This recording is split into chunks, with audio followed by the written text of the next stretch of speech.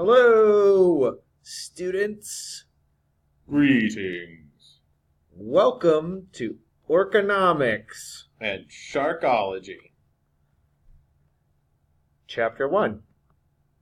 Sustainability, Economics and Equality. Equity.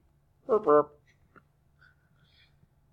The objectives are to explain why efforts to achieve environmental sustainability must consider sound environmental science and economic impacts. Don't you think so, Orca?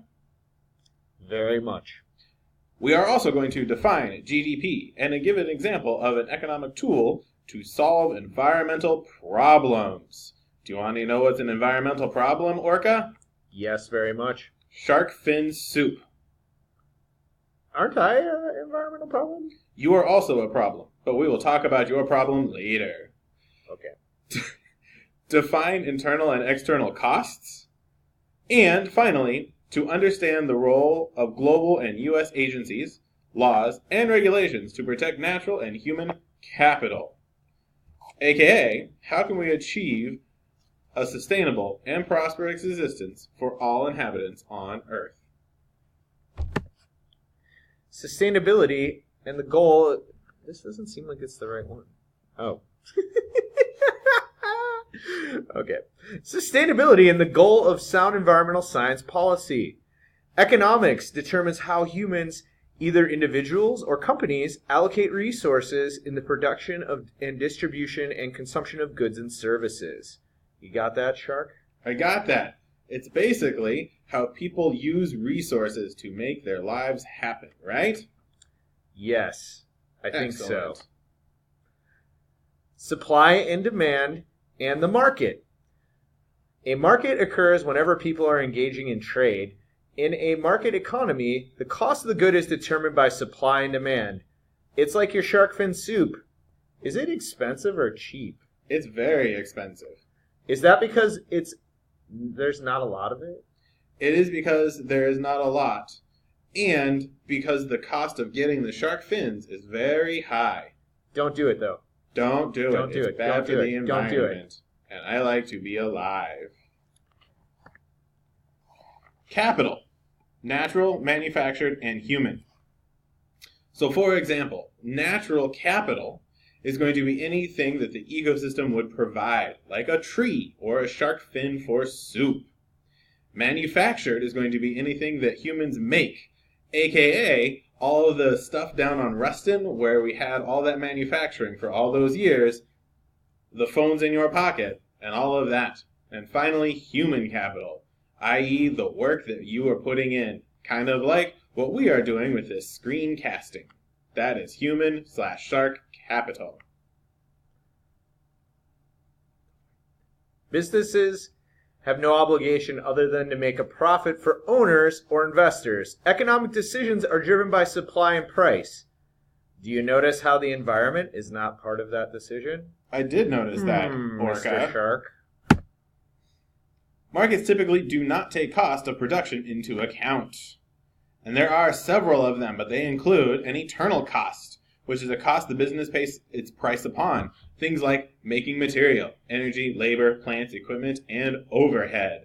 So for example, if we were making shark fin soup, it would include all of the people fishing, all of the gas needed for that, all of the gas needed to heat it, all of the people that are involved, and any equipment that is there. That is the internal cost, which is what you see on the price sticker.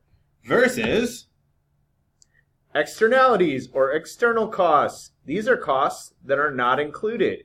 In other words, all the pollution that driving a boat around to try and catch sharks causes. That is not included in the base price. That's a problem.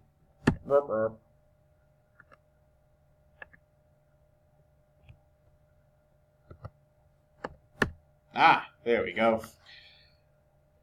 The cost of disposing of the products at the end of its life, those typically tend to be externality costs, because it doesn't cost the iPhone manufacturer anything because they don't have to worry about throwing it away. And the environmental degradation caused by emissions, pollutants, and waste that production creates. These are all external costs.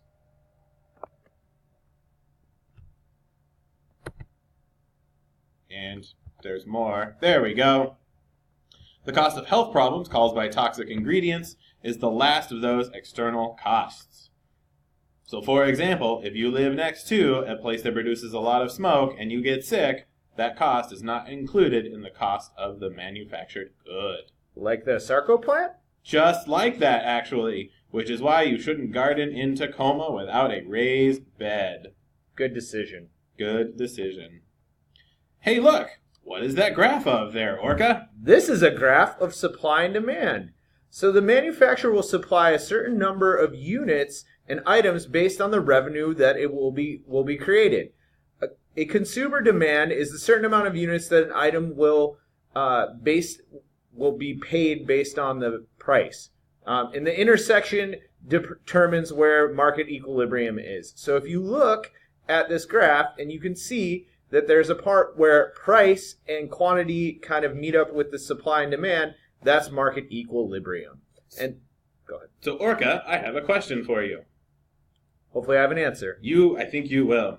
What would happen if the demand for this oil goes up? So, for example, during the summer when people want to use all of their ATVs and boats, the price of oil, the demand for oil goes up. What happens to the price of that oil?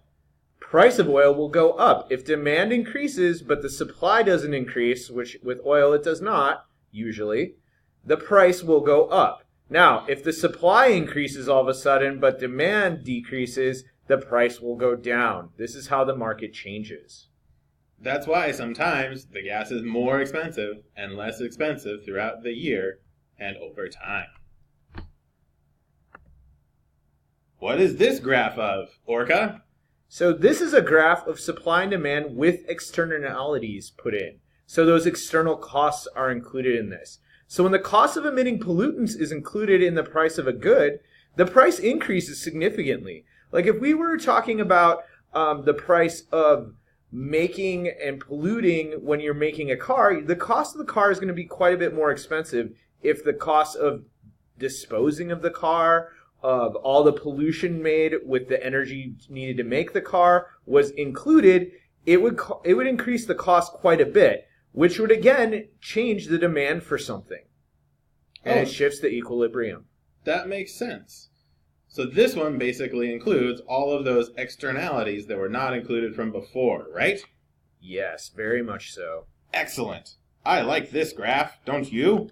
I think this graph really shows us how the economy should be being run so that costs that are maybe externalities are included so that we actually see the cost to the environment, not just the cost to a particular owner of a business or a company. That makes total sense to me. Me too. Sustainable economic systems, economic tools to deal with environmental problems. What are these? Oh, hey, look, GDP and the Social Progress Indicator. Now, we can't do it here on this screencast-o-matic where Shark is going to narrate it, but if you click on this PowerPoint as you're going through all of this, this will take you to a very good TED Talk that we highly recommend you watch. Right, Orca? Very much. TED Talks are the best. TED Talks are the best. TED is cool. GDP. We hear that a lot on the news. I know that Tom Brokaw talks about the gross domestic product, or the GDP sometimes. And that is the gauge of economic wealth of a country in terms of productivity and consumption. It is a measure of all products and all services that one country makes in a given time period, usually 1 year's worth of time. Do orcas have gross domestic product?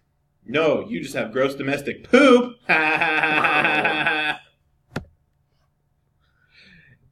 Next, we're going to talk about the Social Progress Indicator, or SPI. It's a value that assesses a person's rights, health, and ecosystem stability.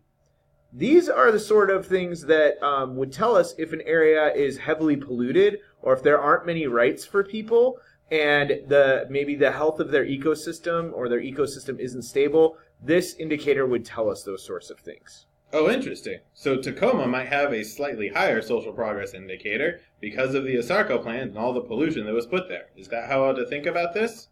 I would say that is very true in the past. Interesting. But not necessarily true now, because we've taken a lot of our pollution and put it elsewhere, right? We're starting to take care of our bad habits here in Tacoma, and we're improving the environment. That's fabulous. I'm and really the health glad of to people. hear that. Excellent. And what is full cost pricing? Full cost pricing includes the internalized costs and the external costs. They include both. They don't just include the costs of what it would cost a business to make something. It really includes the cost on the environment as well. Full cost pricing is definitely the way orcas want things to be priced so that the salmon is protected and their environment is protected. That sounds like a fabulous idea. These are eco-labels. If you are purchasing products, these are things that can help to guide you to more sustainable things. We have fair trade. There's not just fair trade coffee. There are multiple fair trade things. You can search for it. The logo is fairly similar. You could also talk about the fish rating here. The Seafood Watch is a great way to tell you whether or not you should be eating these particular fish. The ones that are red are not being caught sustainably, and so you should definitely not be purchasing them. You can find these at most grocery stores at this point. Certain businesses like Chipotle has started labeling GMO products in their production. Other things are also being labeled with GMO products. You also see some things that are USDA organic, which means that they're non-GMO, GMO is genetically modified organism. They don't involve that. It also means that the way that things were farmed or produced, if they were organic, they're not using particular pesticides and fertilizers. That sounds fabulous. What is Ben & Jerry's doing? I think Ben & Jerry are doing stuff too. Not really sure. You know what would be a great idea? Click on the link. Click on the link! Do it! We all know you're just going to do other things on the internet once you're done with this. It's true. All right. Here are some ways to create some sustainable change. There's green taxes, pollution tax, and carbon tax. All three of those concepts are basically the same thing, just slightly different in terms of what they're taxing. Essentially, it taxes pollution and waste instead of wages and profits. So for example, if you have a smokestack, you would tax for every ounce or pound of carbon that leaves, or every ounce of pound of pollution that leaves that, instead of the profits that the company is making overall. And this is part of full cost pricing. It is. Subsidy shifts or removal of subsidies are good ways to encourage people to not excessively use things. In other words, if you remove a subsidy from something like water, in the United States we have large subsidies in the West for water, and it makes the cost of something increase, which makes it so that people actually use them. They use less of them because, again, when the cost of something increases, it is going to be factored into the way a business uses something or the way people use things. When things are artificially low priced, it increases waste, and this happens in fossil fuels and water. That makes sense. The next one is provide taxable deductions or rebates for implementation of renewable or conservation measures. For example, electric cars, low-flow toilets, thermal pane windows, etc. I know this last summer, my good friend Mr. Lonsdale was at his cabin working, and they talked about putting on solar panels to the cabin and how Idaho Power was going to create a tax subsidy for that. So, that might be a good example of those rebates or tax deductions. Another one is trading cap and trade programs or trading pollution rights. This would mean that a company can bid on creating so much pollution and then they can sell whatever they don't use, so it encourages them to not use as much of a resource and pollute as much. That's a fabulous thing. Another one is to provide research grants to develop technologies that foster sustainable resource use. A lot of this happens in universities and needs to be more widely implemented. We also have post a pollution bond, which means that a company would create a bond and essentially the bond would be used to pay off whatever damage they've done to an area once they are done. That's a great idea as well. And finally, microlending, bringing people out of poverty. You know what you can do with this link? Click it. Click on the link. Do it. Do it.